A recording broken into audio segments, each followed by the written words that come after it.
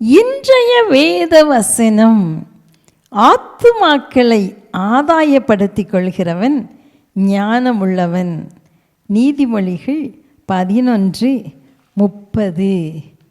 மெஞ்ஞானபுரம் என்ற ஊரில் ஸ்கூலில் உள்ள ஹாஸ்டல் மாணவர்களெல்லாம் ஆலயத்துக்கு போனார்கள். அப்போது ஆப்பிரிக்காவில் உள்ள உகாண்டா நாட்டிலிருந்து ஒரு மிஷினரி வந்தார். அந்த ஆலயத்திலே அன்றைக்கு அவர்தான் பிரசங்கித்தார். உகாண்டாவின் அரசன் முவாங்கா என்பவன் கிறிஸ்தவர்களை கொடுமைப்படுத்தி அநேக துன்பங்களை செய்து வருகிறான். அநேக இரத்த சாட்சிகளாய் மரித்து விட்டனர்.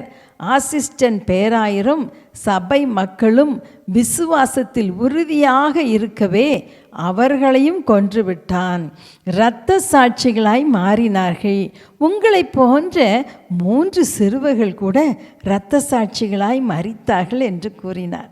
அன்றைக்கு அந்த ஆப்பிரிக்கா நாட்டில் நடைபெறுகிற ஊழியத்துக்காக காணிக்கை எடுக்கப்பட்டது. மிஷினரியின் பிரசங்கத்தால் ஒரு சின்ன பையன் உள்ளம் உடைந்து அழுது கொண்டிருந்தான். அவன்தான் சிறுவன் சாமுவேல் அசரியா. தான் கையில் இருந்த தங்க காப்புகளை கழட்டி காணிக்கையாக கொடுத்து விட்டார். ஆலயத்தில் இருந்த எல்லாருக்கும் ஆச்சரியம்.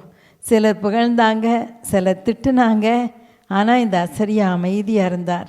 வார இறுதியில் அவங்கவுங்க தங்கள் ஊருக்கு செல்ல அனுமதி தந்தார்கள். அசரியாவும் பயந்தபடியே வீட்டுக்கு வந்தார். அழுது கொண்டே அம்மாவிடம் சென்று உகாண்டா ஊழியம் பற்றியும் தங்க காப்புகளை தான் காணிக்கையாய் கொடுத்ததையும் கூறினார். அவருடைய தாய் சந்தோஷத்தோடு அவரை அணைத்து கொண்டு பாராட்டினார்கள். நீ ஊழியத்துக்கென்று தெரிந்து கொள்ளப்பட்டவன் என்று சொல்லி மகிழ்ந்தார்கள். அந்த சிறுவன்தான் முதல் இந்திய பேராயரான வேதநாயகம் சாமுவேல் அசரியா. அருமையானவர்களே, அவரும் பின் நாட்களிலே ஒரு மிஷினரியாக மாறி அநேகரை ஆண்டவருடைய ரட்சிப்புக்குள் கொண்டு வந்தார் என்று அவருடைய வரலாறு கூறுகிறது. அருமையானவர்களே, ஆத்துமாக்களை நாம் ஆதாயம் செய்ய வேண்டும். ஒவ்வொரு மனிதனுக்குள்ளும் ஒரு ஆத்துமா உண்டு.